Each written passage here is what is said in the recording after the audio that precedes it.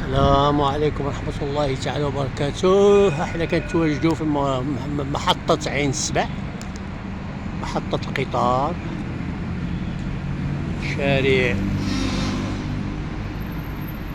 عين السبع. جميل جميل جميل جميل. غنقلوا لكم واحد لا فيديو على حديقة الحيوان عين السبع. هي غادي ان شاء الله الرحمن الرحيم قريبة تحل.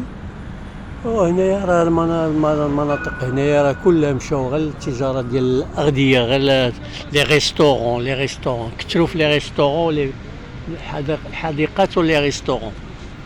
المهم التجاره المربحه، المهم التجاره حنا ما ندخلوش فيهم التجاره، هذيك التجاره المقاهي ولي ريستورون هما اللي غادي يكثروا هنا في هذا الشارع كامل. ترامواي، القطار ديال الماشينه، القطار ديال الركاب وانسياف، او المشاريع الكبرى. واحد ماكدونالد هو كيتصاوب هنا جديد، هو راه في طريق النمو، راه ما بقى له والو حتى هويا. غنزوميوه شويه باش تبان لكم، ما نظنش واش كيبان من هنا. ها هو ماكدونالد، ها هو غادي يكون حتى هو واعر هنايا، ولكن هنايا راه جات ماكدونالد هي الماكله. وهنا عاوتاني مرحبا بكم في الشاورما المشوي على الفحم. هنا عاوتاني ريستورون، وهنا عاوتاني ريستورون، وغادي نمشيو لقدام غنلقاو شي 3 ولا 4 ديال ريستورون ولا كافي. والمهم شغلهم هذاك. المهم هذا منطقة تكون منطقة سياحية هنايا.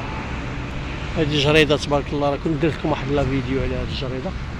والمهم حنا غادي ندوزو لحديقة الحيوان، غادي نشوفوا ان شاء الله الرحمن الرحيم لي بريباراتيف فيها. يمكن غادي تبدا في هذا يمكن مع راس العام ولا الاخر ديال هذا الشهر هذا ان شاء الله، الاخر ديال جونفي، على ما يدخلوا لي هذاك يزيدوا فيها الترتيبات، ويجيو فيها هذاك الحيوانات، يدخلوا لها المرافق، يكملوا ذوك المرافق راه باقيين خدامين فيها.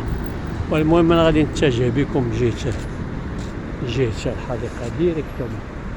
غنقطع هاد لا فيديو باش ما تجيناش طويله، ونمشي معاكم لعين السبع، الحديقه ديال عين السبع. غادي نطلعوا عليها غير من على برا، لحقاش الداخل باقي ما يقدرش بنادم يدخل ليها.